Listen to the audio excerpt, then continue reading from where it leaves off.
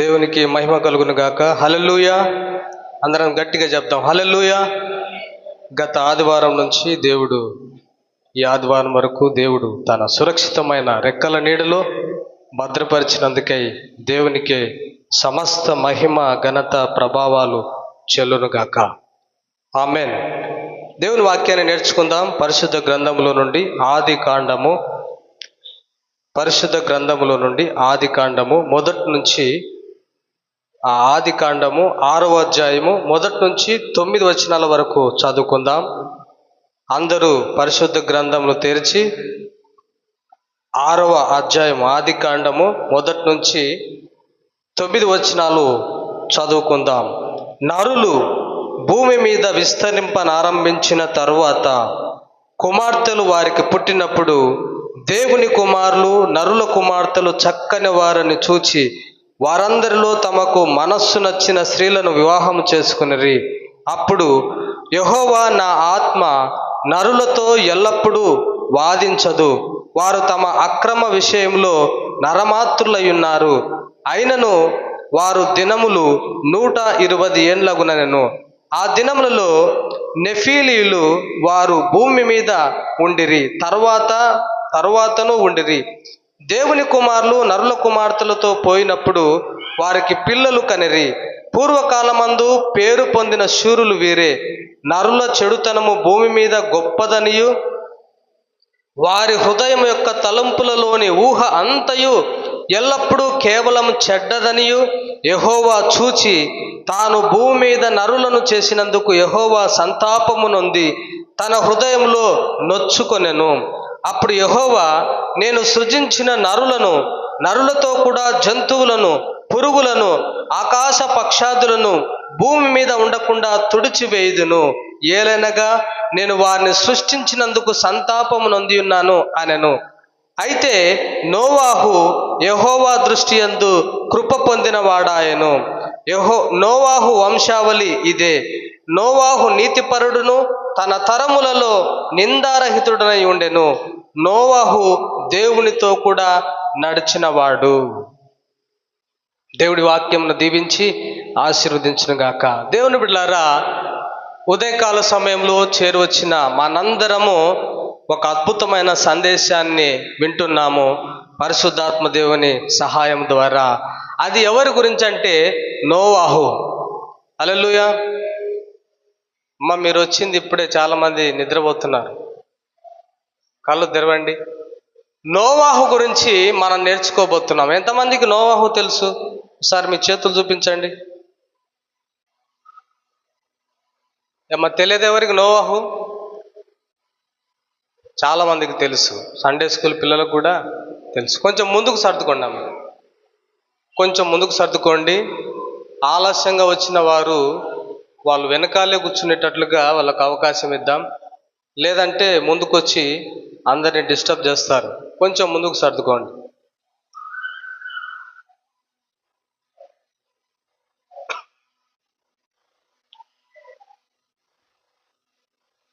నోవాహు గురించి చిన్న పిల్లల్ని అడిగిన, సండే స్కూల్ పిల్లల్ని అడిగిన అందరికీ సుపరిచితమైన వ్యక్తి ఈ నోవాహు.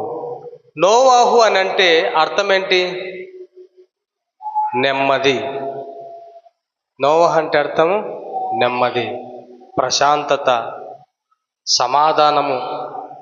ఇలా నెమ్మది కలిగిన వ్యక్తిగా నోవాహు ఉన్నాడు. ఇతని జీవితంలో నుంచి ఒక 4 విషయాలు మనం నేర్చుకుందాం.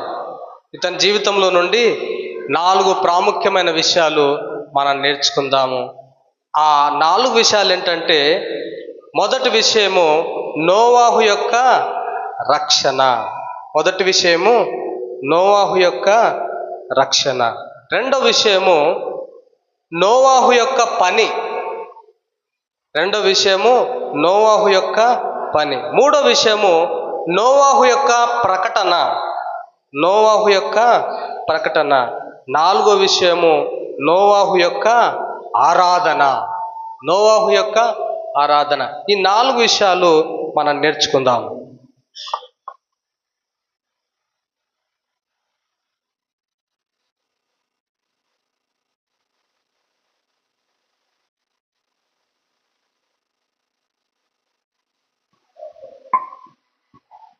నోవాహు యొక్క నడక లేకపోతే నోవాహు యొక్క రక్షణ అనేది మొదటి విషయంగా మనం నేర్చుకుందాం. దేవుని బిడ్డలారా, నోవాహు రక్షింపబడిన వ్యక్తిగా ఉన్నాడు.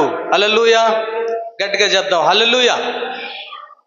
రక్షణ అనుభవం కలిగిన వ్యక్తిగా ఉన్నాడు కాబట్టి నోవాహు దేవునితో నడిచాడు అని రాయబడింది. దేవునితో రక్షణ లేని వ్యక్తి నడవలేడు.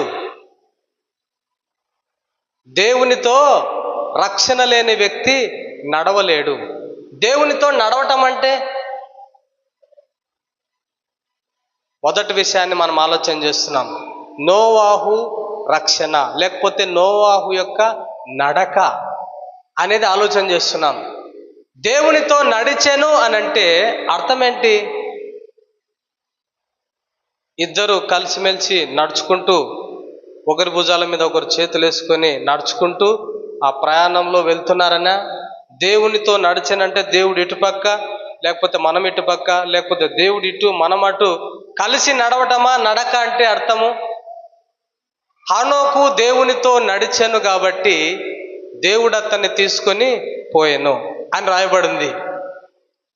నోవాహు కూడా దేవునితో నడిచిన వ్యక్తిగా ఉన్నాడు. దేవునితో నడవటం అంటే ఏమనుకుంటున్నారు మీరు? దేవునితో నడవటం అంటే కలిసి అడుగులు అడుగు వేయటమా? ఇద్దరు అడుగులు ఒకేసారి నడుస్తూ నడవటమా? నడవటం అంటే ఏంటి? దేవునితో నడవటము అని అంటే దేవుడు చెప్పిన ప్రతి దానిని ఏకీభవించటము. హల్లెలూయా. దేవుని వాక్కు అనగా దేవుని నోటిలో నుంచి వచ్చే వాగ్దానము, దేవుని నోటి ద్వారా వచ్చే పలుకు, దేవుని నోటి ద్వారా వచ్చే సందేశము, దేవుని నోటి ద్వారా వచ్చే వాక్యము, ఆ వాక్యాన్ని అంగీకరించటము, ఆ వాక్యము నాది అని నమ్మటము, ఆ వాక్యము సత్యమే అని గౌరవించటము, ఆ వాక్యము నిజమే అని తీసుకోవటము దేవునితో నడవటం అంటే. నోవాహు దేవునితో నడిచాడు. మొట్టమొదటగా రక్షణ విషయంలో అతడు దేవునితో నడిచాడు. చదువుదాం, ఆ మాట చూద్దాం. ఆదికాండము 6వ అధ్యాయము 5వ వచనం ఒకసారి చదవండి. నరుల చెడుతనము భూమి మీద గొప్పదని, చూడండి, నరుల చెడుతనము భూమి మీద గొప్పదనియు వారి హృదయం యొక్క తలంపులలోని ఊహ అంతయు ఎల్లప్పుడూ కేవలము చెడ్డదనియు యెహోవా చూచి తాను భూమి మీద నరులను చేసినందుకు యెహోవా సంతాపము నొంది తన హృదయములో నొచ్చుకొనెను. దేవుని బిడ్డలారా, నోవాహు ఎలాంటి సమయంలో దేవునితో నడిచాడంటే, లేకపోతే ఎలాంటి సమయంలో నోవాహు రక్షింపబడ్డాడంటే, ఎలాంటి సమయంలో నోవాహు దేవుని వాక్కును అంగీకరించాడంటే, ఎలాంటి సమయంలో దేవుని వాగ్దానాన్ని స్వీకరించాడంటే, నరుల చెడుతనము భూమి మీద చెడ్డది అని దేవుడే నిర్ధారణ చేసిన సమయంలో, నరులను చేసినందుకు నరుల అవిధేయతను బట్టి, పాపాన్ని బట్టి, లోబడని తనాన్ని బట్టి, దేవునికి వ్యతిరేకంగా జీవించే జీవన విధానాన్ని బట్టి నరులందరినీ తయారు చేసినందుకై దేవుడు మనస్సులో నొచ్చుకున్న సమయంలో నోవహు దేవుని వాక్కును, దేవుని సందేశాన్ని, దేవుని వాగ్దానాన్ని స్వీకరించిన వ్యక్తిగా ఉన్నాడు. అందుకొరకే నోవాహును దేవుడు ఏమంటున్నాడంటే, నోవాహు నాతో పాటు నడిచిన వాడు అంటున్నాడు. దేవుడు ఎంత మనస్సులో నొచ్చుకుంటున్నాడంటే, మనుషులను తయారు చేసినందుకు వారి హృదయ ఆలోచనలు బాల్యము నుండే చెడ్డవి. వారి హృదయ ఆలోచనలను బట్టి, వారి దుర్మార్గతను బట్టి, వాళ్ళ పాపపు క్రియలను బట్టి, వాళ్ళ పాప స్వభావంలో నుంచి వచ్చే భయంకరమైన దుష్కార్యములను బట్టి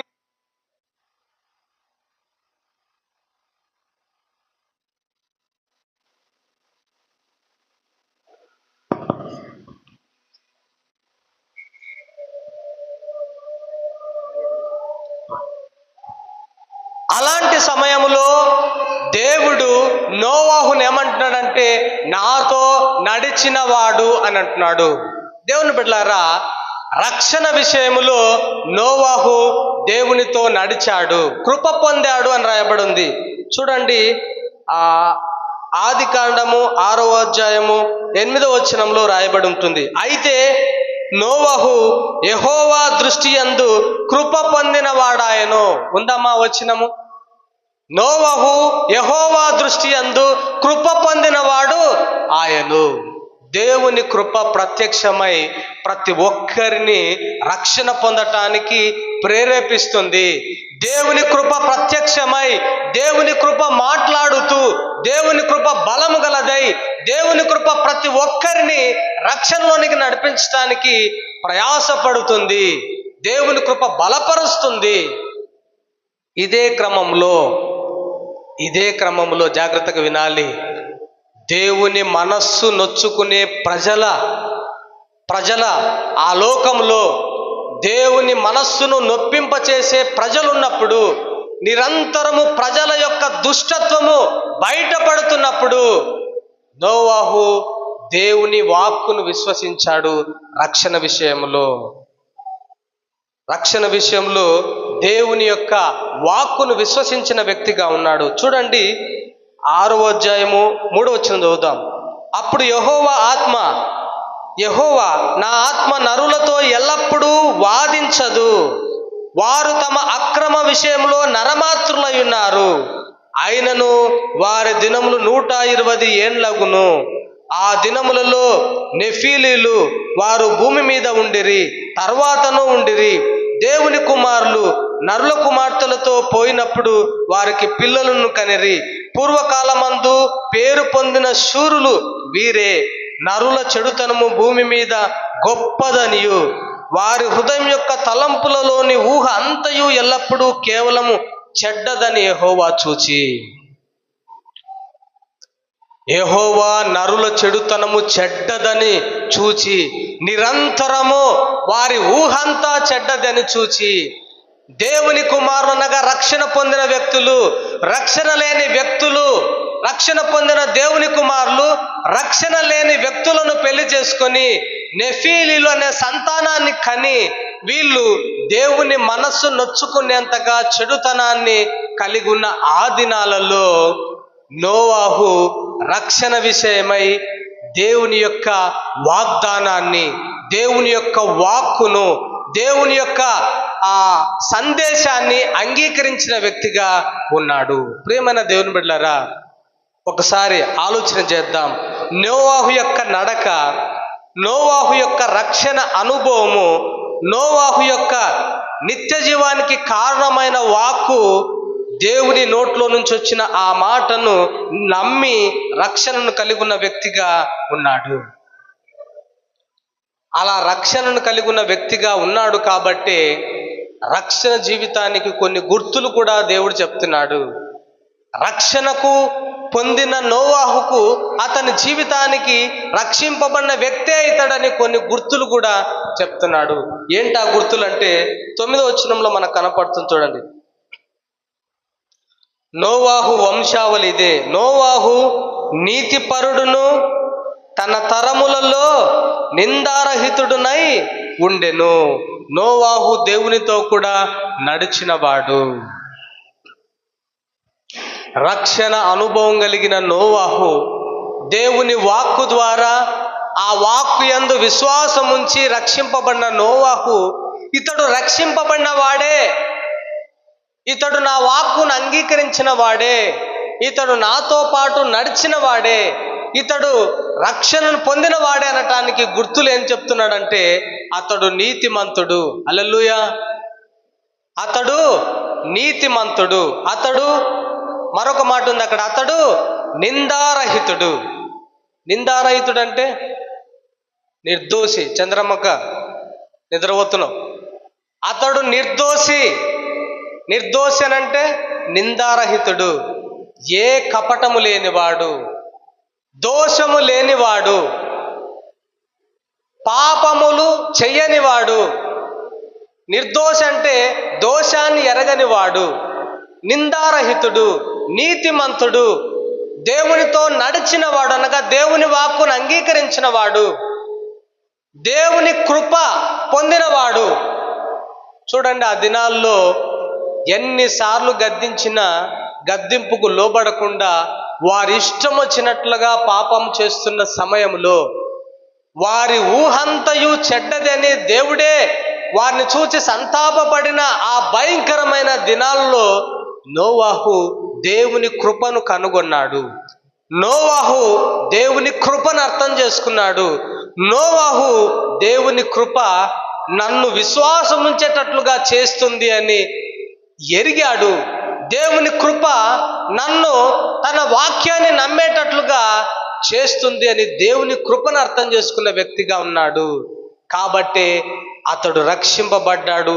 అతని రక్షణకు గుర్తులు నిందారహితుడు, నిర్దోషి, నీతిమంతుడు, దేవునితో నడిచిన వాడు, దేవుని కృప కలిగిన వాడు, పొందినవాడు, విశ్వాసం ఉంచిన వాడు. ఇవన్నీ అతని రక్షణ అనుభవానికి గుర్తులుగా పరిశుద్ధాత్మ దేవుడు చెప్తున్నాడు. దేవుని బిడ్డలారా, ఉదయకాల సమయంలో గమనిద్దాం. మనం కూడా రంగుల లోకంలో ఉన్నాం. ఎలాంటి పరిస్థితుల్లో ఉన్నామంటే, నోవాహు దినములు ఎలాగుండెనో అలాంటి దినములలోనే మనం ఉన్నాము. ఆ దినాలు ఎలా ఉన్నాయి అంటే, పెళ్ళికిచ్చుకునే వాళ్ళు, పెళ్లి చేసుకునే వాళ్ళు, ఇల్లు కట్టుకునే వాళ్ళు, సంపాదించుకునే వాళ్ళు, ఎవరికి వాళ్ళు వ్యక్తిగతంగా సొంతంగా వారి సొంతం కొరకు దురాశతో ఎవ్వరికి సహాయం చేయని పరిస్థితిలో, ఎవరి ఆలోచనలు పట్టించుకోకుండా సొంతం కొరకు ప్రయాసపడే దినాలు అప్పుడు అలాగే ఉన్నాయి. ఇప్పుడు కూడా అలాంటి దినాల్లోనే ఉన్నాము. అయితే దేవుడు ఇలాంటి దినాల్లో కూడా నరుల వైపు చూస్తున్నప్పుడు దేవుని మనస్సు నొచ్చుకునే పరిస్థితిలోనే నరులు ప్రవర్తిస్తున్నారు. దేవుడు ఎవరో ఎరగాలి, తెలుసుకోవాలి, అన్వేషించాలి, కనుగొనాలని ఎవరికి ఆశ లేని పరిస్థితి ప్రస్తుత దినాల్లో ఉంది. దేవుడు తన కృప ద్వారా ప్రజలను రక్షించడానికి తన కృపను ప్రజలందరి పైన చూపుతూ ఉన్నప్పుడు, తన కృపను ఎవరైనా కనుగొంటారా అని దేవుడు చూస్తున్న సమయంలో తన కృపను ఎవ్వరూ కూడా కనుగొనని పరిస్థితిలో ప్రస్తుత దినాలు ఉన్నాయి. దేవుని నోటిలో నుంచి వచ్చే వాగ్దానము, వాక్కు, విశ్వాస మూలముగా ఎవరైనా పొందుకొని రక్షింపబడతారా అని ఎదురు చూస్తున్న దినాలలో మనం ఉన్నాము. కానీ దేవుని నోట్లో నుంచి వచ్చే మాటలు ఎవరూ విశ్వాసం ఉంచటం లేదు. మనుషులను దేవుడు ఉచితంగా నీతిమంతులుగా తీర్చడానికై తన ప్రణాళిక ద్వారా యేసు ప్రభువును ఉచితంగా మనకు అనుగ్రహించి ప్రజలను నీతిమంతులుగా తీర్చాలనే వాగ్దానముతో దేవుడు ఎదురు చూస్తున్నాడు తన కృప అందరికి చూపటానికై. కానీ ఎవరు కృపను గ్రహించటం లేదు. నోవాహు దేవుని కృపను గ్రహించాడు. నోవాహు దేవుని కృప ఏం చేస్తుందో తెలుసుకున్నాడు. నోవాహు దేవుని నోట్లో నుంచి వచ్చే మాట ఎంత గొప్పదో ఎరిగిన వ్యక్తిగా ఉన్నాడు. కాబట్టి అతడు రక్షణ కొరకు దేవుడు ఏ వాగ్దానాన్ని అయితే చేశాడో, నిత్య జీవాన్ని పొందటానికి ఏ వాగ్దానాన్ని అయితే ఇచ్చాడో, దాని యందు విశ్వాసం ఉంచిన వ్యక్తిగా నోవాహు మనకు కనబడుతున్నాడు. ప్రేమైన దేవుని బిడ్డలారా, ఆలోచించండి. నోవాహు యొక్క నడక, నోవాహు యొక్క రక్షణ, అతని రక్షణ అనుభవము మనకేదైనా పాఠాన్ని నేర్పుతుందా? మనం ఏదైనా నేర్చుకోవాలా? అప్పుడున్న దినాలు దేవుని యొక్క హృదయాన్ని సంతాపపడే దినాల్లో ప్రజలు ప్రవర్తన విధానం ఉన్నప్పుడు నోవాహు అలాంటి సమయంలో ఆ ప్రజలతో ఏకీభవించకుండా, అప్పుడున్న లోకపు ప్రజలతో కలిసిపోకుండా, అప్పుడున్న ప్రజలు దేవుని కృపను తిరస్కరిస్తూ ఉంటే ఇతడు కృపను అపేక్షిస్తూ దేవుని వాక్కును అంగీకరించి రక్షింపబడిన వ్యక్తిగా నోవాహు ఉన్నాడు. ఒక మాట చదువుదాం. హెబ్రీయులకు రాసిన పత్రిక 11వ అధ్యాయము 7వ వచనం ఒకసారి చదువుదాం. హెబ్రీయులకు రాసిన పత్రిక 11:7. చూడండి, విశ్వాసమును బట్టి నోవహు అది వరకు చూడని సంగతులను గూర్చి దేవుని చేత హెచ్చరింపబడి, గమనిస్తున్నారా ఈ మాటలమ్మా? దేవుని చేత హెచ్చరింపబడి భయభక్తులు గలవాడై తన ఇంటి వారి రక్షణ కొరకు ఓడను సిద్ధము చేసెను. అందువలన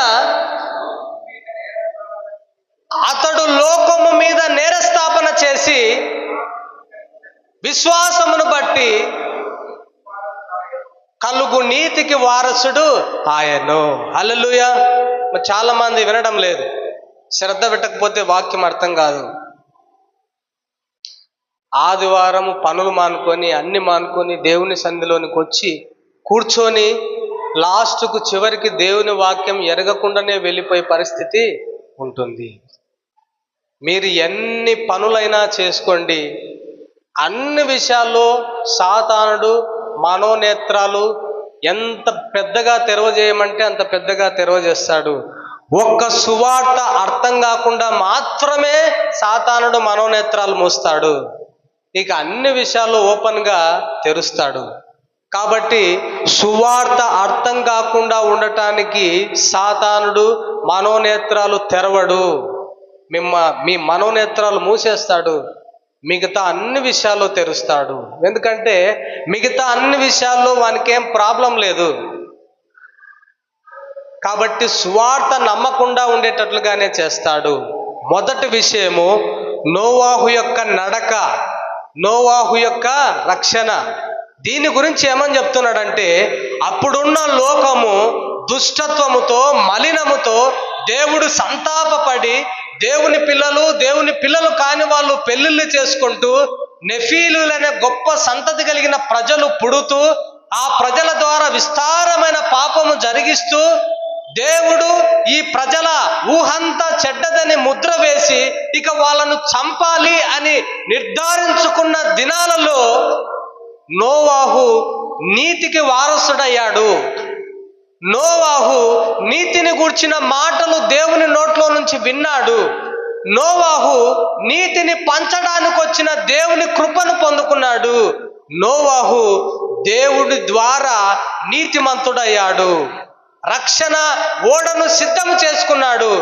తను నీతిమంతుడై తన ఇంటి వారికి ప్రకటన చేసి అనేకులు ఇదే నీతి సువార్తను తెలుసుకొని రక్షణ పొంది ఓడలోనికి రావాలనే ప్రకటన చేస్తూ నీతికి వారసుడైన వ్యక్తిగా నోవాహు ఉన్నాడు. భయభక్తులతో విశ్వాసముతో దేవుని వాక్యందు విశ్వాసముతో వాగ్దానాన్ని నమ్మి రక్షణ పొందిన వ్యక్తులుగా ఉన్నాడు. సహోదరులారు మాట్లాడుతున్నారు, తిరుపల్ ఛాన్స్ అయిపోయింది. దేవుని బిడ్డలారా, దేవుని వాక్కును విశ్వాసం ఉంచాలి, దేవుని వాగ్దానమునందు నమ్మకం ఉంచాలి. ఏమని నమ్మకం ఉంచాలి? నోవాహు ఇలా నమ్మకం ఉంచాడు. నోవాహు నీతికి వారసుడయ్యాడు. నీతికి వారసుడయ్యాడు. నీతికి వారసుడు కావాలంటే దేవుని నోట్లో నుంచి ఒక వాక్కు వచ్చింటుంది, ఒక వాక్కు వచ్చి ఉండింటది. అదేంటంటే, నీతి నేను నీకు ఉచితంగా ఇవ్వబోతున్నాను, నీతి నిన్ను నీతిమంతునిగా తీర్చబోతున్నాను, నిన్ను నిందారహితునిగా తీర్చబోతున్నాను, నిన్ను నాతో పాటు నడిచిన వ్యక్తిగా ఎంచబోతున్నాను, ఇది నా యందు విశ్వాసం ఉంచితే కలిగేది అని దేవుడు ప్రకటించిన ఆ ప్రకటనను నమ్మినందుకే నోవాహు దేవుని యొక్క రక్షణను పొందుకున్న వ్యక్తిగా ఉన్నాడు. దేవునితో పాటు నడిచిన వ్యక్తిగా ఉన్నాడు. దేవుని యొక్క కృపను పొందిన వ్యక్తిగా ఉన్నాడు అని మనము తెలుసుకోవాలి. ఇది రక్షణ విషయంలో మాత్రమే నేను చెప్తున్నాను. ఇక చాలా విషయాల్లో దేవుని మాటలు నోవాహు విన్నాడు, అది మునుముందు మనం చూద్దాం. కానీ రక్షణ విషయంలో నోవాహు రక్షింపబడిన అనుభవాన్ని కలిగి ఉన్నాడు. రక్షణ విషయంలో రక్షణకు గుర్తులు కలిగి ఉన్నాడు.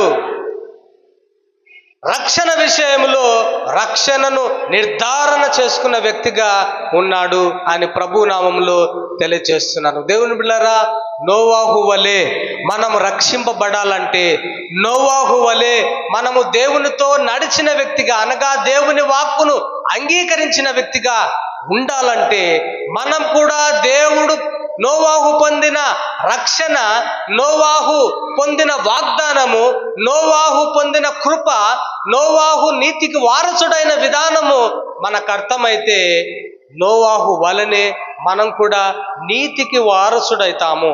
హెబ్రీయులకు రాసిన పత్రిక చదివాం ఇందాక, నీతికి వారసుడయ్యాడు విశ్వాసాన్ని బట్టి అని. కాబట్టి ప్రియమైన దేవుని బిడ్డలారా, గమనించాలి, మనమందరము రక్షణ కొరకై క్రియలు లేకుండా మనుషులను దేవుడు ఉచితంగా నీతిమంతులుగా తీరుస్తున్నాడు. సత్క్రియలు లేకుండా మనుషులను దేవుడు ఉచితంగా నీతిమంతులుగా తీరుస్తున్నాడు.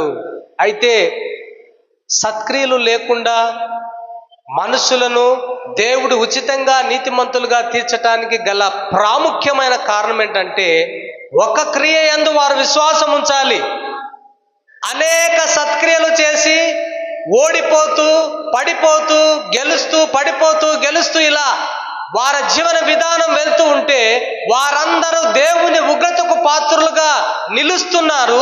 దేవుని నీతి ప్రమాణానికి తగినన్ని సత్క్రియలు చేయలేకపోతున్న కారణంగా ప్రజలను దోషులు, పాపులు, నీతి లేని వాళ్ళు, అపరాధులని దేవుని వాక్యమే ముద్ర వేస్తున్న సమయంలో ఒక క్రియ యందు విశ్వాసం ఉంచండి, క్రియలు లేకుండా నీతిమంతులుగా మిమ్మల్ని తీర్చటానికి మరొక క్రియ మీరు చేయాలి అంటున్నాడు. ఆ క్రియనే యేసు ప్రభు నందు విశ్వాసం ఉంచే క్రియ. ఇది కూడా క్రియనే. పరిసయ్యులు, శాస్త్రులు వచ్చి మేము దేవుని క్రియలు చేస్తాము, ఏ క్రియలు చేస్తే మాకు పరిశుద్ధత వస్తుంది, ఏ క్రియలు చేస్తే మేము నీతిమంతులం అవుతామంటే, మీ క్రియలన్నీ మాని నేను చెప్పే ఒక క్రియ యందు విశ్వాసం ఉంచండి, ఒక క్రియ చేయండి. అది యేసు ప్రభు నందు విశ్వాసం ఉంచుటయే దేవుని క్రియ, దేవుడు చెప్పిన క్రియ, దేవుడు చేయమన్న క్రియ. ఆ క్రియ ఏంటంటే, నీతి కొరకు యేసు ప్రభు నందు విశ్వాసం ఉంచండి, పరిశుద్ధత కొరకు యేసు ప్రభు నందు విశ్వాసం ఉంచండి, రక్షణ కొరకు యేసు ప్రభు నందు విశ్వాసం ఉంచండి. యేసు ప్రభువే నాకు నీతి, యేసు ప్రభువే నా విమోచన, యేసు ప్రభువే నా పరిశుద్ధత, నా రక్షణ అని ఆయన యందు విశ్వాసం ఉంచండి. అదే దేవుని క్రియ. అనేక క్రియలు చేసి పరలోకం వెళ్ళాలని లోకంలో తాపత్రయపడుతున్న ప్రజలు ఇది గమనించలేకపోతున్నారు. దేవుని కృప ఇది బయలుపరచటానికే విస్తారంగా ప్రజలకు తన కృప ప్రత్యక్షపరచబడుతూ ఉండగా ఆ కృపను ఎవరూ పొందుకోవటం లేదు. దేవుని వాగ్దాన పూర్వకమైన విశ్వాస వాక్యము బయలుపరచబడుతుండగా ఎవరూ దాన్ని కనుగొనటం లేదు.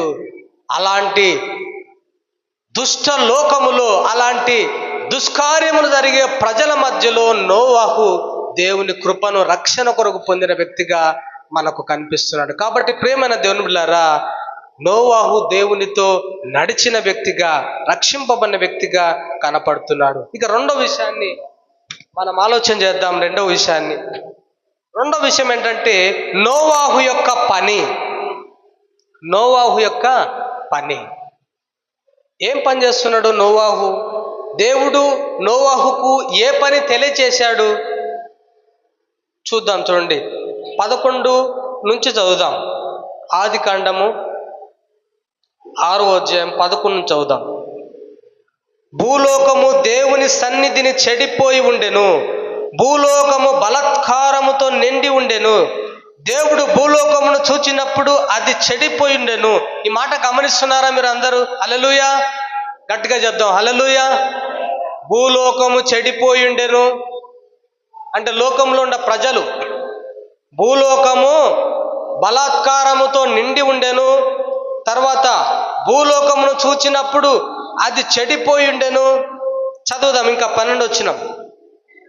భూమి మీద సమస్త శరీరులు తమ మార్గమును చెరిపివేసుకొని ఉండిరి. దేవుడు నోవాహుతో, సమస్త శరీరుల మూలముగా భూమి బలాత్కారముతో నిండి ఉన్నది గనుక నా సన్నిధి వారి అంతము వచ్చి ఉన్నది.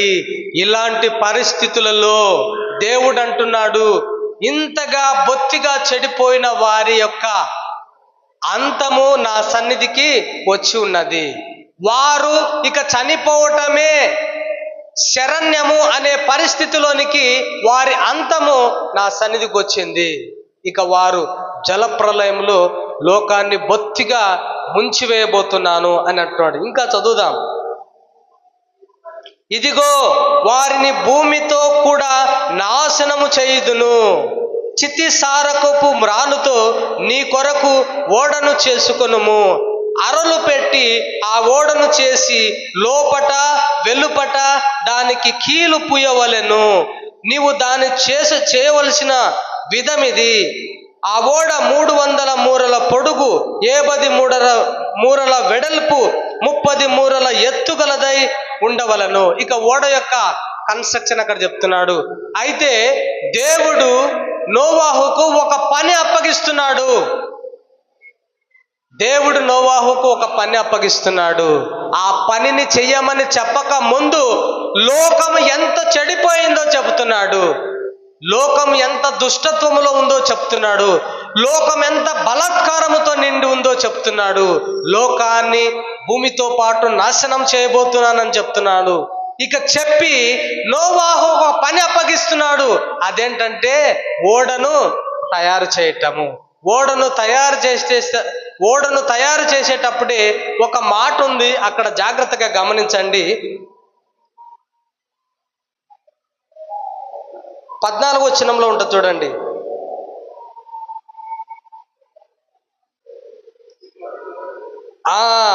అది ఎన్నో వచనం బ్రదర్? 14. ఇది జాగ్రత్తగా వినండి. చితిసారకపు మ్రానుతో నీ కొరకు ఓడను చేసుకొనుము. అమ్మా, ఇది గమనిస్తున్నారా? సార్ తలలు పైకెత్తండి. ఎందుకు అందరు డల్లుగా ఉన్నారు? నా విమోచకుడా యేసయ్యా,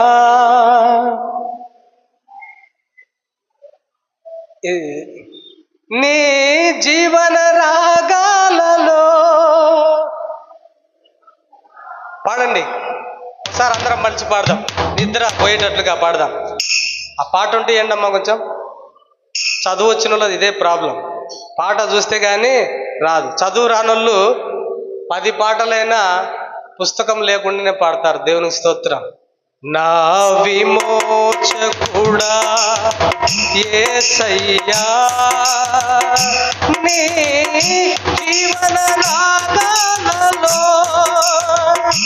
నీ నామమే ప్రతిధ్వనించెని. అందరం తప్పలు కొడదాం.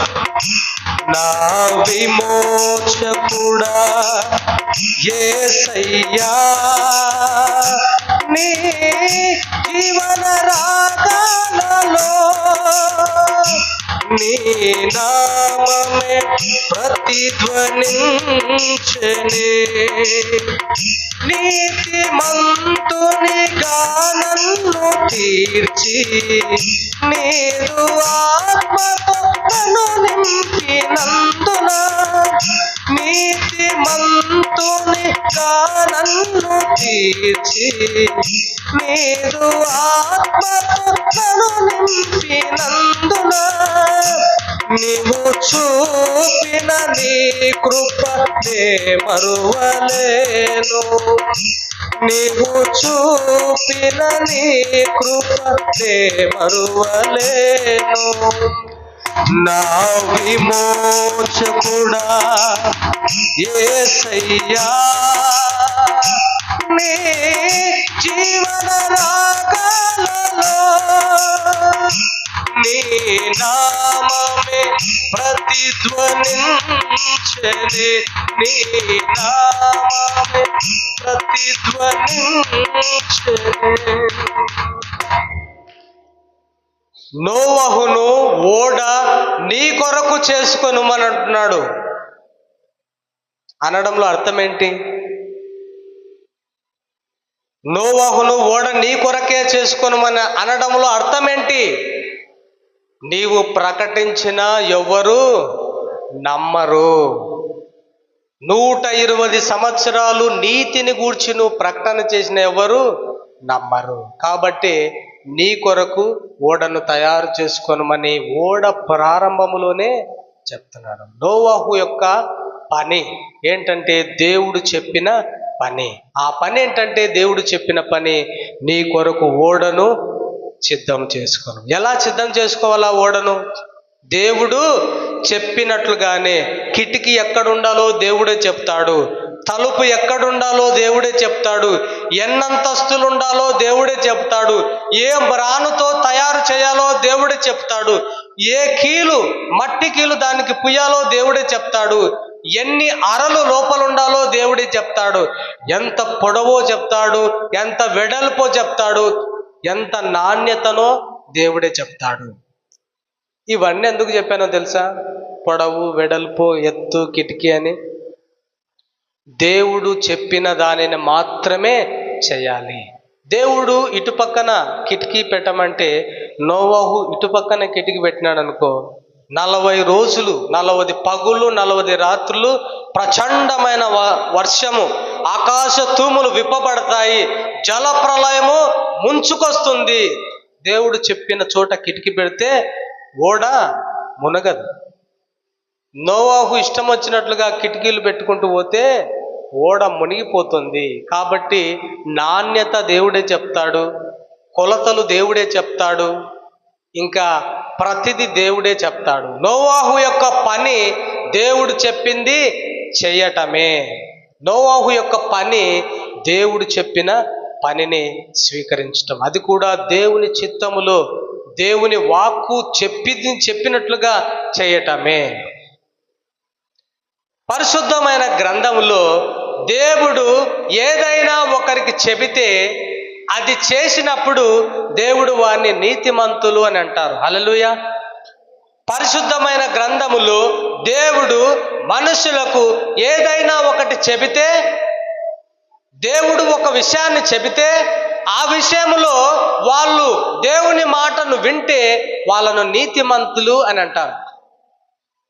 ఏదైనా ఒకటి చెబితే అది ఏ విషయానికి సంబంధించిందైనా సరే. ఉదాహరణకు నోవాహు రక్షింపబడినప్పుడు, నోవాహు నేను నిన్ను నీతిమంతునిగా తీర్చబోతున్నాను, నీతికి వారసునిగా చేయబోతున్నాను, విశ్వాసాన్ని బట్టి నా యందు విశ్వాసం ఉంచు అని దేవుడు చెబితే నోవాహు ఆ మాట వింటే దానిని బట్టి రక్షణ కొరకు నోవాహు నీతిమంతునిగా తీర్చబడుతున్నాడు. ఇక రెండవ పని ఏంటంటే, నోవాహు నీ ఒక ఓడను కట్టు, నీ కొరకు జలప్రలయం రాబోతుంది, నీవు నీ కుటుంబం రక్షింపబడాలి, ఒక ఓడను తయారు చెయ్యి, ఇదిగో కొలతలు ఇవి, వెడల్పు ఇది, నాణ్యత ఇది అని చెప్పినప్పుడు ఆ విషయంలో నోవాహు దేవుని మాట వింటే నోవాహు ఏమవుతాడు చెప్పాలందరూ? నీతిమంతుడు అవుతాడు. ఇప్పుడు ఓడ కట్టమన్నప్పుడు ఓడ దేవుడు చెప్పినట్లుగా చేస్తే రక్షణకు సంబంధించిన విషయములో ఉచితంగా నువ్వు నీతిమంతులుగా తీర్చబడతావనే మాట అది రక్షణకు సంబంధించింది, ఇది ఓడకు సంబంధించింది. ఓడకు సంబంధించిన మాట విన్నప్పుడు ఓడ విషయంలో మాత్రమే నీతిమంతుడని తీర్చబడతాడు, అది రక్షణకు ఆపాదించబడదు. ఓడను బాగా కట్టినావు కాబట్టి నీకు రక్షణ కూడా ఇస్తున్నా అని దేవుడు అనడు. ఇదే వేరియేషన్ గమనించాలి. ఉదాహరణకు చెప్తున్నాను వినండి. నోవాహుకు రక్షణ లేదనుకుందాం, ఉదాహరణకు చెప్తున్నాను. కానీ ఓడ కట్టమన్నప్పుడు మాత్రము దేవుడు చెప్పిన కొలతల ప్రకారము, దేవుడు చెప్పిన నాణ్యతతో నోవాహు ఓడ కట్టాడు. ఓడ బాగా కట్టినందుకు రక్షణ వస్తుందా? రాదు. రక్షణ విషయంలో ఒక మాట దేవుడు చెప్తాడు, ఓడ కట్టే విషయంలో ఒక మాట చెప్తాడు, ఇంకా తన కుటుంబము మెరుగుపడే విషయంలో ఒక మాట చెప్తాడు. రక్షణలో కొనసాగటానికి అప్ అండ్ డౌన్స్ ఉంటాయి, పడిపోవటం లేవటం ఉంటుంది. విశ్వాసములో పరిగెత్తేటప్పుడు పడటం లేయటం ప్రయాణం ఉంటుంది. దేవునితో ప్రయాణంలో దేవుడు చెబుతూ ఉంటాడు ఎన్నో మాటలు. దేనికి సంబంధించిన మాట దేవుడు అది చెబితే అదొక్క విషయంలో మాత్రమే నీతిమంతులుగా తీర్చబడతారు. రక్షణకు ముడి పెట్టకూడదు. ఉదాహరణకు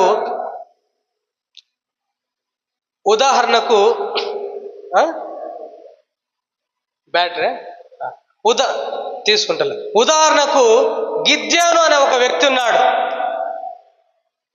కొంతమంది శత్రువులు ఇశ్రాయేలు ప్రజలను నాశనం చేసి వాళ్ళను ఓడించి వాళ్ళ పంటలను దుల్లగొట్టుకొని పంటను తీసుకొని పోయేవాళ్ళు శత్రువులు.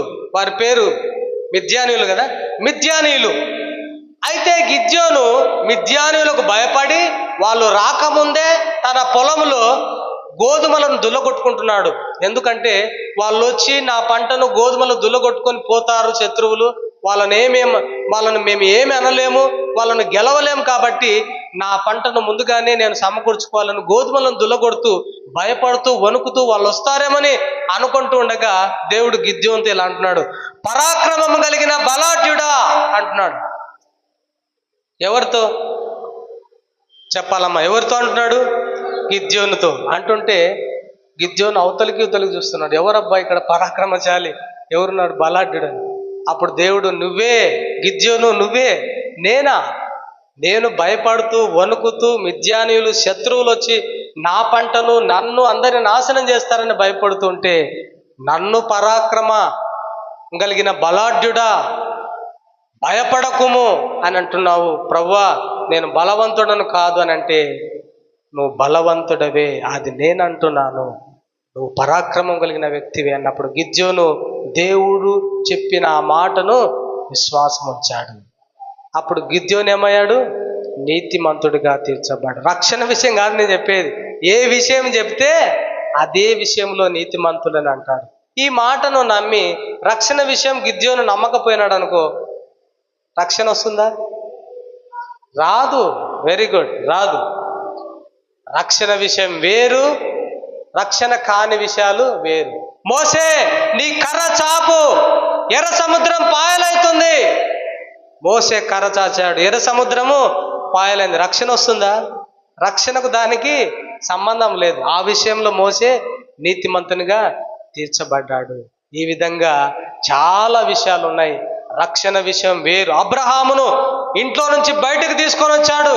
అబ్రహామా, ఆకాశం వైపు కన్నులెత్తి చూడు. చూశాను ప్రభువా. ఏం కనిపిస్తున్నాయి? ఆకాశంలో అనేక నక్షత్రాలు కనిపిస్తున్నాయి. నీ పిల్లలను కూడా ఆకాశ నక్షత్రం వలె, సముద్రపు ఇసుక వలె చేస్తాను. నమ్ముతున్నాను ప్రభువా, విశ్వాసం ఉంచుతున్నాను. అబ్రహాము దేవుణ్ణి నమ్మాను కాబట్టి అతడు నీతిమంతునిగా తీర్చబడ్డాడు. హల్లెలూయా.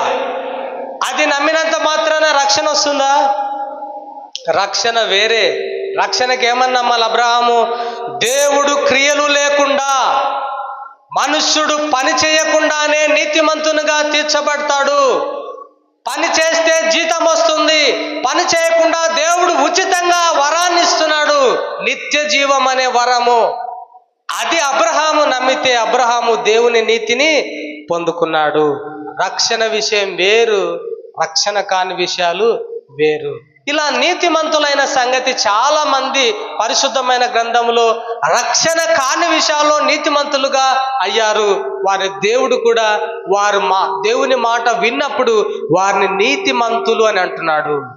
కానీ రక్షణ విషయమై క్రియలు లేకుండా మిమ్మల్ని నీతిమంతులుగా తీరుస్తా, అది యేసు ప్రభునందు విశ్వాసం ఉంచితే మీరు నీతిమంతులు అవుతారని చెబితే, ఆ విషయమై ప్రజలను రక్షింపబడిన వ్యక్తులుగా నీతిమంతులుగా తీర్చుకుంటూ వస్తున్నారు. కాబట్టి నోవాహుకు అప్పగించిన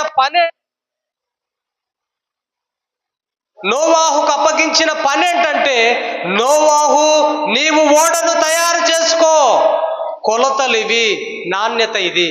అప్పుడు నోవాహు దేవుని మాటను విన్న వ్యక్తిగా ఉన్నాడు. చూద్దాం అన్నమాట. చూడండి, నోవాహు దేవుని మాటకు ప్రతిస్పందించాడా లేదా? 22వ వచనం చదవండి. 22వ వచనం.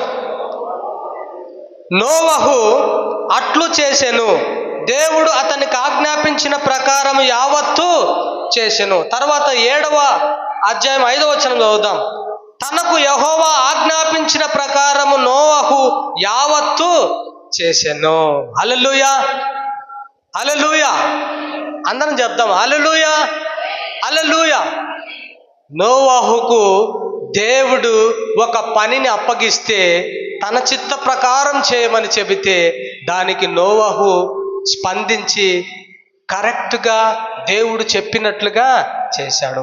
దేవుడు నోవహుకు చెప్పిన యావత్తు చేశాను. దేవుడు ఆజ్ఞాపించిన ప్రకారం యావత్తు చేశాను. దేవుని బిడ్డలారా గమనించండి, రక్షణ విషయమై నిన్ను దేవుడు ఏ విషయాన్ని నమ్మమంటున్నాడు అది నమ్ము. రక్షణ తర్వాత ఎన్నో విషయాలు నిన్ను నమ్మమంటున్నాడు, అవి కూడా నమ్ము. దేవుడు నిన్ను అత్యధికంగా దీవిస్తాడు. నోవహు స్పందన యెహోవా ఆజ్ఞాపించిన ప్రకారము చేశాడు.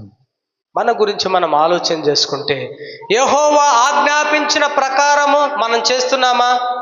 రక్షణ విషయమై, రక్షణ తర్వాత విషయమై, రక్షణలో ఎదిగే విషయమై, తోటి విశ్వాసులకు మనం ఎలా ప్రవర్తించాలనే విషయమై, సంఘములో మన ప్రవర్తన ఏంటనే విషయమై, సువార్త విషయములో నీ ప్రకటన ఏంటనే విషయమై, డబ్బు విషయంలో దేవుడు నీకు ఎలా చెప్తున్నాడు అనే విషయమై, ఏ విషయమైనా సరే దేవుడు చెప్పిన ఆజ్ఞ ప్రకారం మనం చేయాలి. నోవహు అట్లు చేశాను, ఆ ప్రకారం చేశాను. అట్లు చేశానంటే ఆ ప్రకారము చేశాను. ఒక సేవకుడు నోవహు అట్లు చేశాను, అట్లు చేశాను, అట్లు చేశానని చెప్తుంటే పాపం కిందున్నోళ్ళు ఇన్నిసార్లు అట్లు చేయమని చెప్తున్నాడని ఇంటికి వెళ్ళి అట్లు చేసుకొని వచ్చినారండి. అట్లంటే తెలుసు కదా, పెన్న మీద అలా వేస్తాను. అట్లు చేశానంటే ఆ ప్రకారము చేశాను. నిద్రమబ్బులో వాక్యం వింటే అట్లానే ఉంటుంది. ఒక పక్క ఒక కళ్ళు మూసి ఒక కళ్ళు తెరిచి మనం గట్టిగా అరిచినప్పుడు మళ్ళీ కళ్ళు పైకి తెచ్చి చూసి వింటున్నట్లుగా రకరకాల యాక్షన్స్ చేయొచ్చు. కానీ వాక్యము హృదయపూర్వకంగా వింటేనే అర్థమవుతుంది. గెత్సెమనే తోటకు యేసు ప్రభు 3 వ్యక్తులను తీసుకుపోయినారు. ఎవరెవరు చెప్పాలి? గెత్సెమనే తోటకు 3 వ్యక్తులు యేసు ప్రభుతో పాటు పోయినారు. సమీపంగా పేతురు, యోహాను, యాకోబు, ఈ 3 పోయినారు. కొంతమందిని అక్కడ ఉంచారు, కొంతమందిని ఇక్కడ ఉంచి యేసు ప్రభు అక్కడున్నాడు, ప్రార్థన చేస్తున్నాడు. ఇక సైనికులు వచ్చి పట్టుకుపోతున్నారు. అంతవరకు వీళ్ళు ఏం చేస్తున్నారు? అక్కడ నా కొరకు ప్రార్థించమంటే ఏం చేస్తున్నారు? నిద్రపోయే వాళ్ళే చెప్పాలా. ఈ పేతురు, యాకోబు, యోహాను ఏం చేస్తున్నారు? అక్కడ నిద్రపోతున్నారు. మనకులాగానే నిద్రపోతుంటే సైనికులు వచ్చి యేసు ప్రభుని పట్టుకపోతుంటే ఈ నిద్ర మబ్బులో పేతురు కత్తి తీసుకొని ఏం చేసినాడు? కళ్ళు పులుముకుంటూ లేచి కత్తి తీసుకొని పోయి నరికినాడు ఒక వ్యక్తిని. మెడ నరకనికపోతే చెవు. నిద్ర మబ్బులో ఉంటే ఏమవుతుంది? నరకనికపోతారు, కొట్లాడినికపోతారు. దేవుడు చెయ్యమన్నది చేయకుండా వేరేది చేస్తారు. దేవుడు చేయమని చెప్పినాడు? నిద్రపోకుండా మెలకువ కలిగి ప్రార్థన చేయండి అని చెప్పినాడు. నిద్రపోతే ఏం జరిగింది? అక్కడ చెవును నరకాల్సి వచ్చింది. మళ్ళా యేసు ప్రభు కనిపించినాడు అనుకోండి, అది వేరే విషయము. కానీ నిద్రపోతూ వింటే అట్లు చేశానంటే పోయి అట్లే చేసే పరిస్థితి వస్తుంది. ఆ ప్రకారము చేశాను. రక్షణ విషయమై దేవుడు మనకేం చెప్తున్నాడు అది గమనించాలి. క్రియలు లేకుండా మనుషులను నీతిమంతులుగా తీరుస్తున్నాడా దేవుడు? ఎట్లా? అది యేసు ప్రభు నందు విశ్వాసం ఉంచే క్రియ చేస్తే చాలా. అది దేవుని క్రియనా? అయితే నేను యేసునందు విశ్వాసం ఉంచుతా, యేసు ప్రభువే నా నీతి అని, యేసు ప్రభువే నా పరిశుద్ధత అని, నా పాపమంతా యేసు ప్రభు తీసుకున్నాడని, తన పరిశుద్ధత నీతి నాకు ఉచితంగా ఇచ్చాడని నమ్ముతా అని నువ్వు నమ్మితే నీవు దేవుడు చెప్పినట్లుగా చేసిన వ్యక్తివై ఉంటావు. యెహోవా ఆజ్ఞాపించిన ప్రకారము రక్షణ విషయములో నువ్వు చేసిన వ్యక్తిగా ఉంటావు. నోవహు ఆ ప్రకారము చేశాను. తర్వాత ఇక 3వ విషయాన్ని చెప్తాను. నోవహు యొక్క ప్రకటన. 3వది ఏం నేర్చుకుందామా? నోవాహు యొక్క ప్రకటన. ఏం చేసినాడు నోవాహు ప్రకటన? అందరు చెప్పాలి, కొంచెం కళ్ళు తెరవండమ్మా గట్టిగా. నోవాహు ఏమని ప్రకటన చేశాడు? జలప్రలయం రాబోతుంది, అందరూ చనిపోబోతున్నారు, ఓడను దేవుడు సిద్ధం చేయమని చెప్పాడు, సిద్ధపరిచాను, ఇక రండి, వచ్చి ఓడలో ప్రవేశించండి, మీరు రక్షణ పొందండి, మీ ప్రాణాలు కాపాడుకొనండి, అదే సమయంలో మీ ఆత్మను కూడా కాపాడుకొనండి. ఆత్మను కాపాడుకోవటానికి దేవుడు మనుష్యులను నీతిమంతులుగా తీర్చి నీతికి వారసులుగా చేస్తాడు. నీతికి వారసులైన మీరు మీ భౌతికమైన దేహాన్ని ప్రాణముతో ఉండేటట్లుగా కాపాడుకోవటానికి ఓడలో ప్రవేశించండి అని 120 సంవత్సరాలు ప్రకటించాడు. హల్లెలూయా. 1 కాదు 2 కాదు, ఎన్ని సంవత్సరాలు ప్రకటించాడు? 120 సంవత్సరాలు. ఎక్కడుంది ఆ మాట 120 సంవత్సరాలు? ఇక్కడే చదివాను చూడు ఇందాక, ఆదికాండము 6వ అధ్యాయము. అయినా వారి యొక్క దినములు 120 ఏండ్లగున నుంచడమా? ఎక్కడ అర్థం? 7:3 6:3. అప్పుడు యెహోవా, నా ఆత్మ నరులతో ఎల్లప్పుడూ వాదించదు, వారు తమ అక్రమ విషయంలో నరమాత్రులైనారు, ఆయనను వారి దినములు 120 ఏండ్లు అగును అనెను. ఈ 120 ఏండ్లు నోవహు నీతిని గురించి ప్రకటిస్తున్నాడు. ఇందాక చదివినాం కదా హెబ్రీయులకు రాసిన పత్రికలో, నీతికి వారసుడయ్యేటట్లుగా అతడు విశ్వాసాన్ని బట్టి అనేకులను ఓడలోనికి ప్రవేశించండి నేను భయభక్తులతో అందరిని ఆహ్వానిస్తూ ప్రకటన చేస్తున్నాడు.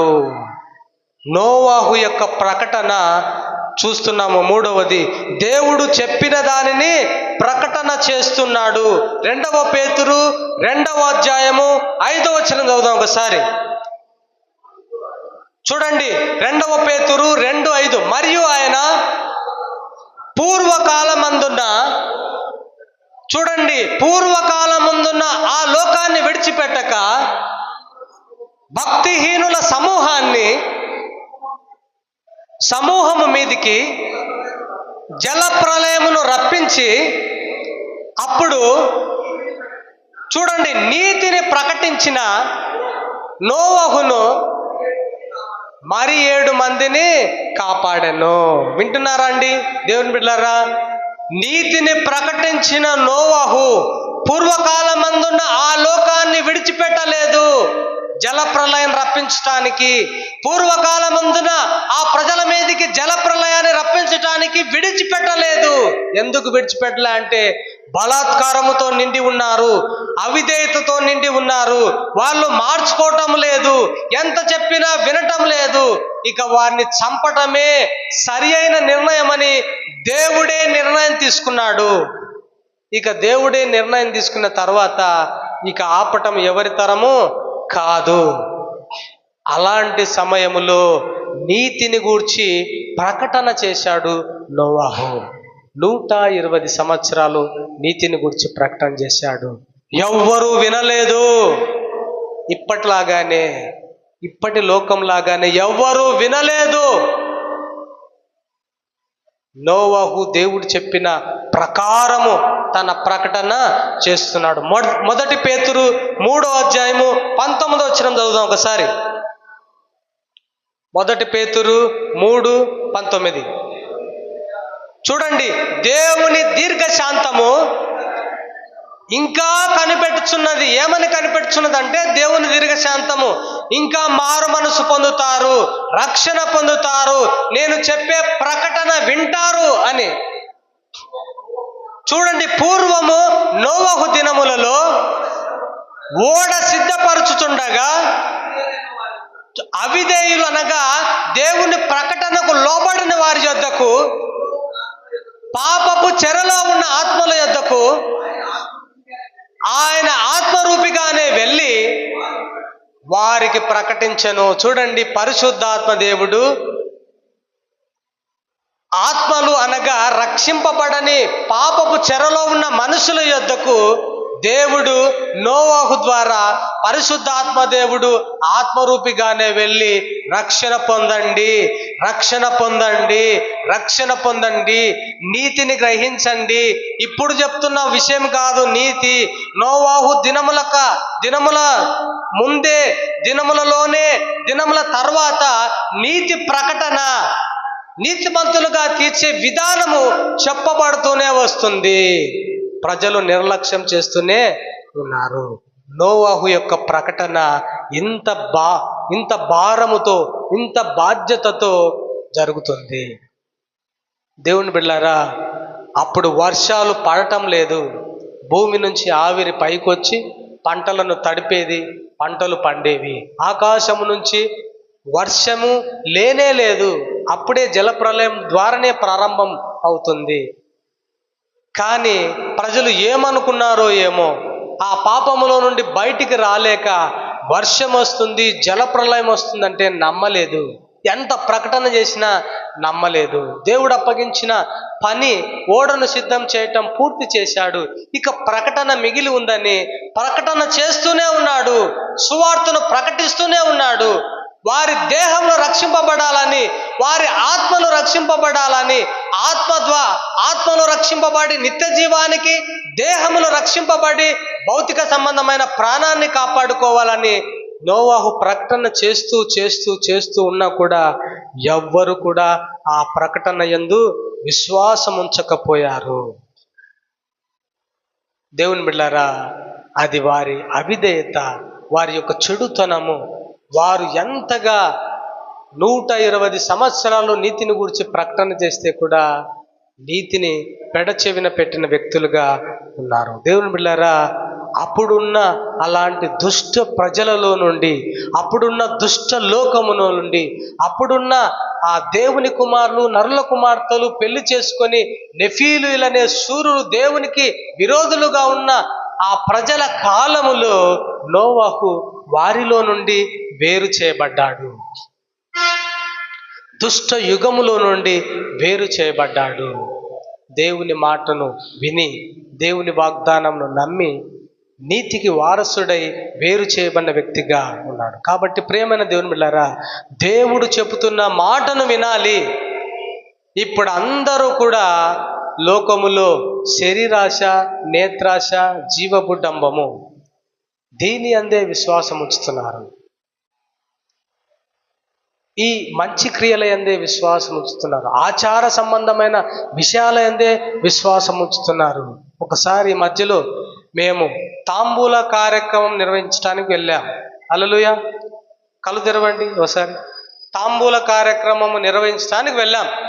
వెళితే మనోళ్ళు వాక్యం తెలుసు కానీ తాంబూల కార్యక్రమంలో ఎన్ని ఆకులు పెట్టాలా, ఆకుల మధ్యలో చెంబు ఏ విధంగా పెట్టాలా, ఆ చెంబుకు దారం ఎట్లా కట్టాలా, ఆ కూర్చున్న వాళ్ళందరూ చేతికి కంకణాలు ఎట్లా కట్టుకోవాలా, ఇవన్నీ తెలియవు. ఎందుకంటే మనకు వాక్యం మాత్రమే తెలుసు. అయితే తెలియక మన సహోదరులం అందరం అక్కడ కూర్చున్నాము. ఇక చుట్టుపక్కల చాలా మంది ఒకరికొకరు ఆప్యాయతతో, ప్రేమతో వచ్చారు. దేవునికి స్తోత్రం. ఎందుకు?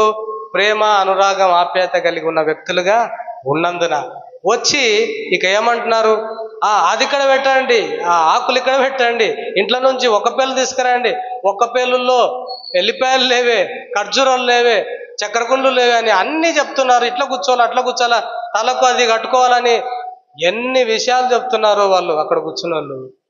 నాకు అనిపించింది, మేము కొన్ని వందల తాంబూల కార్యక్రమాలకు అటెండ్ అయింటాం, కానీ ఏవి ఎక్కడ పెట్టాలో తెలియవు. వాళ్ళు చాలా చక్కగా చెప్తున్నారు. అనిపించింది, ఆచార సంబంధమైన విషయాలు ఎంత బాగా నేర్చుకుంటున్నారు, ఆచార సంబంధమైన విషయాలు ఎంత శ్రద్ధ నిలుపుతున్నారు. కానీ దేవుడు మనుషులను పాపమంతా తన మీద వేసుకొని నీకు పరిశుద్ధత, నీతినిచ్చి నిన్ను నీతిమంతునిగా ఉచితంగా తీర్చి నిత్య జీవానికి నిన్ను వారసునిగా చేస్తామనే ఈ చిన్న విషయము అర్థం కావడం లేదే. ఎన్ని సట్టలాకులు చెప్తున్నారు, ఎన్ని ఒక పేర్లో ఉండాలి చెప్తున్నారు. ఎన్ని చక్కెరగుండ్లు దానిలో కలపాలో చెప్తున్నారు, పండ్లేవో చెప్తున్నారు, పలహారాలేవో చెప్తున్నారు. అట్టగుచ్చాలా ఇట్టగుచ్చాలా అని ఒకరినొకరు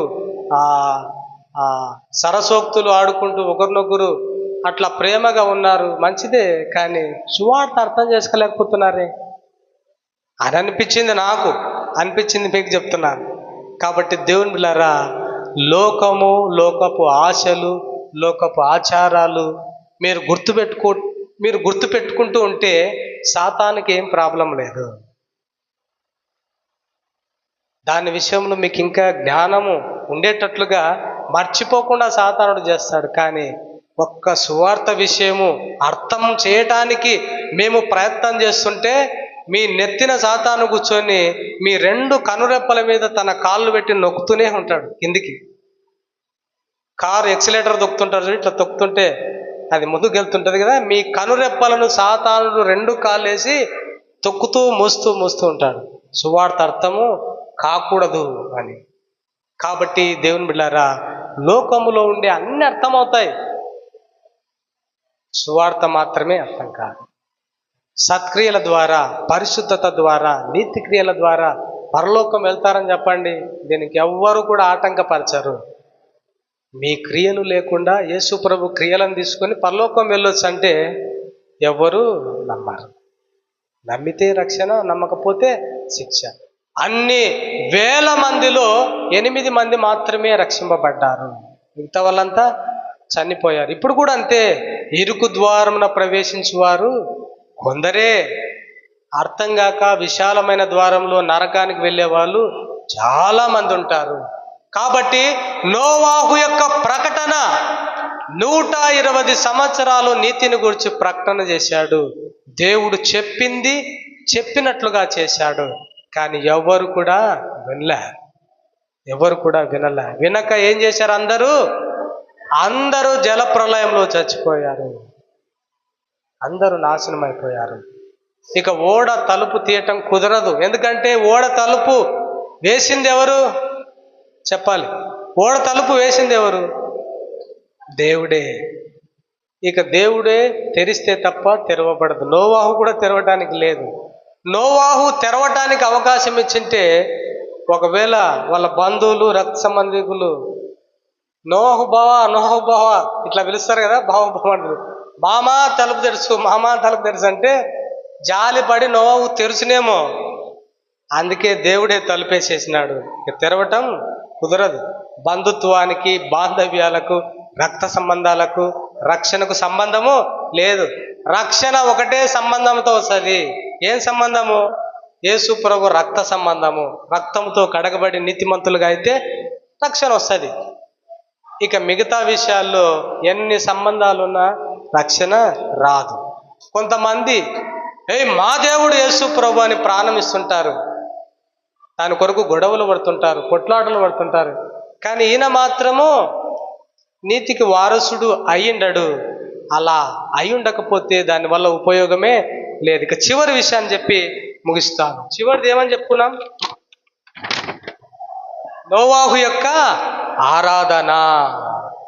ఇక 40 రాత్రులు 40 పగులు వర్షం వచ్చింది, మొత్తం జలప్రలయం అయిపోయారు, అందరూ చచ్చిపోయినారు. నోవాహు తన 3 కొడుకులు 3 కోడళ్ళు, నోవాహు భార్య, అందరు 8 మంది ప్రవేశించారు. జంతువులు, పక్షులు అన్నీ అందులో ప్రవేశించాయి. లోకమంతా నీటితో నిండిపోయింది. ఇక చిన్నగా ఓడ తేలటం ప్రారంభం అయింది. ఓడ నీటి మీదనే ఉంది. తిరిగి చాలా రోజుల తర్వాత నీళ్లు ఎండిపోయాయి. ఎండిపోయిన తర్వాత ఓడ ఒక ప్రాంతములో నిలబడింది. ఇక బయటకు వచ్చి నోవాహు దేవునికి ఆరాధన చేస్తున్నాడు. హల్లెలూయా. నోవాహు దేవుణ్ణి స్తుతిస్తున్నాడు. నోవాహు దేవునికి అర్పణ చేస్తున్నాడు. ఆ వచనం చూద్దాం. ఆదికాండము 8:20. ఆదికాండము 8:20 చూడండి. అప్పుడు నోవాహు యెహోవాకు బలిపీఠము కట్టి, చూడండి, పవిత్రమైన పశువులన్నిటిలోనూ పవిత్ర పక్షులన్నిటిలోనూ కొన్ని తీసి ఆ పీఠము మీద దహన బలి అర్పించెను. అప్పుడు యెహోవా ఇంపైన సువాసనను ఆగ్రానించి, ఇక మీదట నరులను బట్టి భూమిని మరలా శపించను. ఎందుకనగా నరుల హృదయాలోచన వారి బాల్యము నుండి చెడ్డది. నేను ఇప్పుడు చేసిన ప్రకారము ఇకను సమస్త జీవులను సంహరింపను. భూమి నిలిచినంత వరకు వెదకాలమును, కోతకాలమును, శీతోష్ణములను, వేసవి శీతాకాలమును, రాత్రింబగళ్ళు ఉండక మానవని తన హృదయములో అనుకొనెను. హల్లెలూయా. నోవాహు యొక్క ఆరాధన, నోవాహు యొక్క అర్పణ, నోవాహు యొక్క స్తుతులు, నోవాహు యొక్క నైవేద్యము, నోవాహు యొక్క శ్రేష్టమైన బలులు చేస్తున్నాడు. చివరిగా ఇక అంతములో దేవుని ఆరాధిస్తున్నాడు. ప్రభువా, జలప్రలయం నుండి కాపాడావు నన్ను, నా కుటుంబాన్ని, లోపలున్న పశుపక్షాదులను. ఇదిగో ఒక బలిపీఠాన్ని కడుతున్నాను అని ఆ బలిపీఠము దగ్గరికి వెళ్ళి నోవహు దేవునిని స్తుతిస్తూ, దేవుడు ఎంత గొప్పవాడో ఎరిగి, దేవుని ప్రేమ ఎంత విశాలమైనదో తెలుసుకొని, దేవుడు తనను రక్షించిన విధానము అర్థం చేసుకొని, దేవుడు తన ద్వారా ఇంకా ఎంతగా దీవిస్తాడో తెలుసుకొని, ఇదన్ని దీవెనలన్నిటినీ ఎరిగిన వాడై, తనకిచ్చిన నీతి ఎంత గొప్పదో తెలుసుకొని దేవునిని ఆరాధిస్తున్న వ్యక్తిగా ఉన్నాడు. దేవునికి అర్పణ చేస్తున్న వ్యక్తిగా ఉన్నాడు. దేవునికి ప్రథమ స్థానాన్ని ఇచ్చే వ్యక్తిగా ఉన్నాడు. అది కూడా దేవుడు చెప్పిన విధానములో దేవుణ్ణి ఆరాధిస్తున్నాడు. హల్లెలూయా. దేవుడు చెప్పిన విధానములో దేవుణ్ణి ఆరాధిస్తున్నాడు. దేవుడు చెప్పిన విధానం ఏంటి? రక్తము చిందించటమే దేవుని. రక్తము చిందటము పాప క్షమాపణ కలుగుతుంది. రక్తము ప్రాణము, కాబట్టి ప్రాణానికి ప్రాణమే పోవాలి. రక్తము చిందించటము చేస్తున్నాడు. ఎలాగా అంటే బలిపీఠాన్ని అర్పించి పవిత్రమైన జంతువులను, పక్షులను తీసుకుని వచ్చి ఆ రక్తము చిందించి బలి అర్పణ అర్పిస్తున్నాడు. అవ్వ ఆదాము పాపం చేసినప్పుడు కూడా వారికి దేవుడు రక్తము చిందించటం నేర్పించి అర్పించి, అదే గొర్రె, అదే జంతు చర్మాలతో వారికి చర్మపు చొక్కాలు చేయించి, వారిని ఆ చర్మపు చొక్కాలు చేయించి అక్కడి నుంచి బయటికి పంపించిన వ్యక్తిగా దేవుడు ఉన్నాడు. ఇదే దేవుని విధానం. దేవుని దగ్గరికి అర్పించటానికి, ఆరాధించటానికి, తర్వాత కీర్తించటానికి, కొనియాడటానికి, సేవించటానికి మనం వస్తే దేవుడు చెప్పిన విధానంలో రావాలి. మనం కూడా దేవుడు చెప్పిన విధానంలోనే రావాలి. అదేంటో తెలుసా? దేవుడు చెప్పిన విధానము గొర్రెల యొక్కయు మేకల యొక్కయు రక్తము ద్వారా మీకు పాప క్షమాపణ కలగదు. మరి ఎలా కలుగుతుంది? ఇదిగో నా ప్రియ కుమారుడు రక్తము చిందించుట ద్వారా పాప క్షమాపణ మీకు కలుగుతుంది. ఆ మాటలు చదువుదాం ఒకసారి. హెబ్రీలకు రాసిన పత్రిక 10వ అధ్యాయము 10వ వచనం నుంచి చదువుదాం. హెబ్రీ 10 నుంచి చదువుదాం. హెబ్రీ 10 నుంచి చదువుదాం. ఇక ఈ వచనాలు చదివించి ముగించేస్తాను. చూడండి, మీరు కూడా చూడండి మీ బైబిల్. యేసుక్రీస్తు యొక్క శరీరము ఒక్కసారే అర్పించబడుట చేత సదాకాలానికి 10 నుంచే చదువుతున్నారా? యేసుక్రీస్తు యొక్క శరీరము ఒక్కసారే అర్పింపబడుట చేత ఆ చిత్తమును బట్టి మనము పరిశుద్ధపరచబడి ఉన్నాము. ఇది దేవుని విధానం. మరియు ప్రతి యాజకుడు దినదినము సేవ చేయొచ్చు పాపములను ఎన్నటికీ తీసివేయలేని ఆ బలులనే మాటి మాటికి అర్పించుచూ ఉండును. ఈయన అయితే పాపముల నిమిత్తము సదాకాలము నిలుచు ఒక్క బలిని అర్పించి అప్పటి నుండి తన శత్రువులు తన పాదములకు పాదపీఠంగా చేయబడి వరకు కనిపెట్టుచు దేవుని కుడి పార్శ్వమున ఆసీనుడాయను. ఒక్క అర్పణ చేత ఈయన పరిశుద్ధపరచబడి వారిని సదాకాలమునకు సంపూర్ణులుగా చేసి ఉన్నాడు. దేవునికి స్తోత్రం, హల్లెలూయా. ఇది దేవుడు చెప్పిన విధానము, రక్షింపబడటానికి దేవుడు చెప్పిన విధానము. అందుకొరకే నోవాహు ఇదే విధానంలో వస్తున్నాడు. తనకు రక్షణ వచ్చింది, తన కుటుంబానికి రక్షణ వచ్చింది. కానీ ఇంకా దేవుని ఆరాధించడానికి రక్తము చిందించి బలిపీఠాన్ని అర్పించి దేవుని సేవించటానికి వస్తున్నాడు. అలా చేస్తుంటే ఏమవుతుందంట, దేవునికి ఇది ఇంపైన సువాసనను ఆఘ్రానించి, ఆ మాట రాయబడింది కదా అక్కడ ఆదికాండంలో రాయబడింది కదా, ఆఘ్రానించి ఇక ప్రజలను దీవించటం చేస్తున్నాడు. హల్లెలూయా. ఏమని దీవిస్తున్నాడు దేవుడు? ఇక పైన నేను జలప్రలయం ద్వారా ఎవరిని నాశనము చేయను. అంటే ఇంకొక పద్ధతి ఉంది. ఇక పైన నేను జలప్రలయం ద్వారా ప్రజలను నాశనము చేయను అంటే ఇక ఎంత పాపం చేసినా జలప్రలయం రాదంట అని కాదు. జలప్రలయం ద్వారా రాకపోవచ్చు పాపానికి శిక్ష, మరొక దాని ద్వారా వస్తుంది. ఏంటి? అగ్ని ఆరదు, పొరుగు చావదు. పంచభూతములు లయమై మిక్కుటమైన వేండ్రముతో కాల్చివేయబడును. దేవుని ఉగ్రత అగ్ని చేత దహించటానికి సిద్ధంగా ఉంది. అక్కడ రాయబడింది ఆదికాండంలో, నరుల చెడుతనము ఎల్లప్పుడూ ఇట ఉండనే ఉంటుంది. వాళ్ళు ఇలా పాపం చేసుకుంటూనే పోతారు. బాల్యము నుండి వారి చెడుతనం విడిచిపెట్టకుండా ఉంటారు. విడిచిపెట్టకుండా వాళ్ళు పాపం చేస్తూ ఉంటే దేవుడు చూస్తూ ఉండడు. అగ్ని చేత నిల్వ చేయబడింది. అప్పుడున్న లోకము జలప్రలయంతో నాశనం చేయబడితే ఇప్పుడున్న లోకము అగ్ని కొరకు నిల్వ చేయబడింది. కాబట్టి దేవుని బిడ్డలారా, నోవాహు దేవుణ్ణి ఆరాధన చేస్తున్నాడు. బలి అర్పణ ద్వారా రక్తము చిందించి పవిత్రమైన జంతువులను అర్పించి అర్పణ అర్పిస్తున్నాడు. యేసు ప్రభు పవిత్రుడు, నిర్దోషి, నీతిమంతుడు, నిష్కల్మషమైన గొర్రెపిల్లగా మన కోసం అర్పించబడ్డాడు. అక్కడ నోవాహు పవిత్ర జంతువులను అర్పించి దేవుడు చెప్పిన విధానంలో దేవునికి ఆరాధన బలి అర్పణ చేసినట్లుగానే మనము కూడా దేవుడు చెప్పిన విధానం, రక్తము చిందించే విధానంలోనే, ఆ రక్తము పరిశుద్ధుడు నిర్దోషి అయిన వ్యక్తి యొక్క రక్తము చిందించి దేవుడు మనల్ని నీతిమంతులుగా తీర్చడానికి దేవుడే ఈ పద్ధతిని ఆది కాండము నుంచి అలవాటు చేసుకుంటూ వచ్చాడు. హల్లెలూయా, హల్లెలూయా. ఒక ప్రశ్న అడుగుతాను, చెప్పండి. గొర్రెల యొక్కయు మేకల యొక్కయు వాటి రక్తము ద్వారా పాప క్షమాపణ కలిగిందా, కలగలేదా? గొర్రెల యొక్కయు మేకల యొక్కయు రక్తము ద్వారా పాప క్షమాపణ కలిగిందా, కలగలేదా? చెప్పాలా? చదివారు కదమ్మా ఏప్రిల్కి రాసిన పత్రికలో, గొర్రెల యొక్కయు మేకల యొక్క రక్తం ద్వారా పాప క్షమాపణ కలుగుతుందని ఉందా, కలగదనుందా? కలగదు అని ఉంది. మరి కలగకపోతే కొన్ని వేల కోట్ల గొర్రెలు, ఎద్దులు ఇవన్నీ వధించబడి అన్ని రక్తము చిందించబడింది కదా.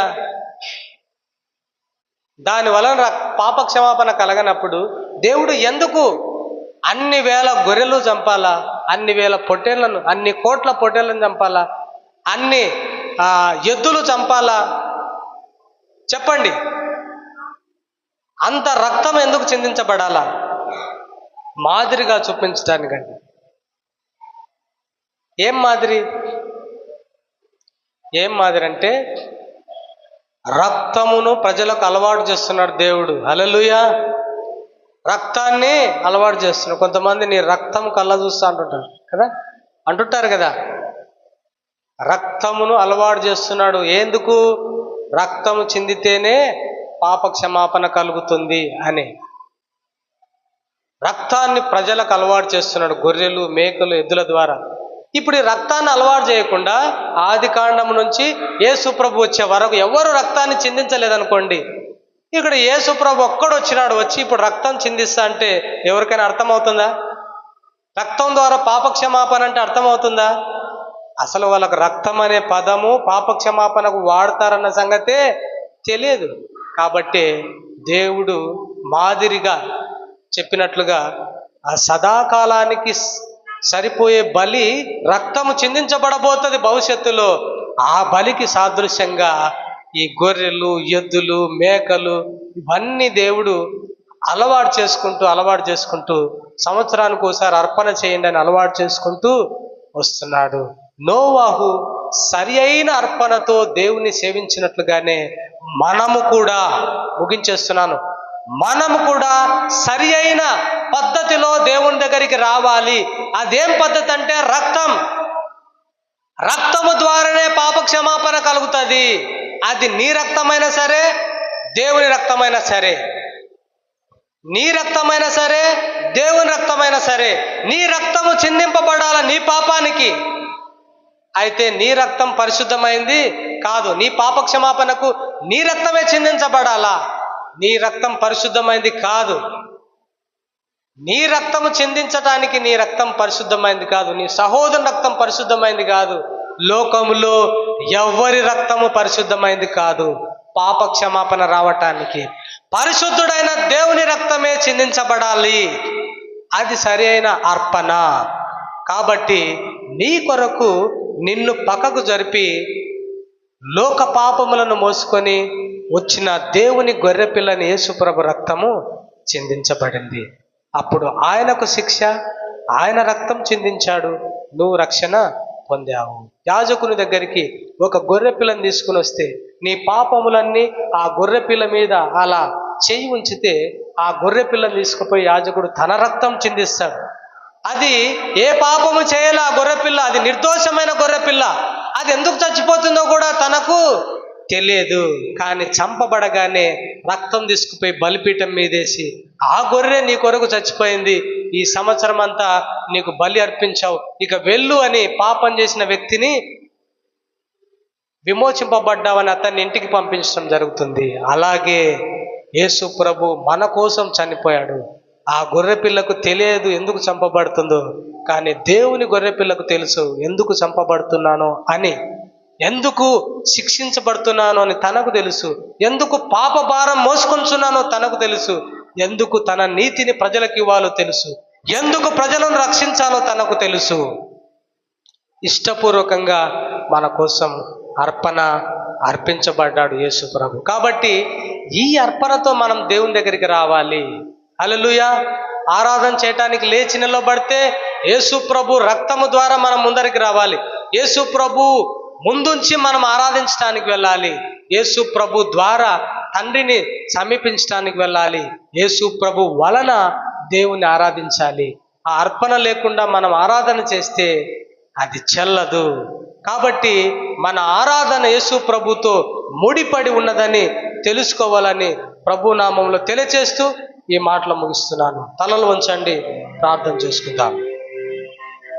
తలలు వంచండి, ప్రార్థన చేసుకుందాం. ప్రభువానికి స్తోత్రం. వీలైన వారు మోకరించండి. అయ్యా మీకు స్తోత్రాలు. అందరం మోకరించి ప్రార్థన చేద్దాం. మోకాళ్ళ మీద ఉండటానికి వీలు కాని వాళ్ళు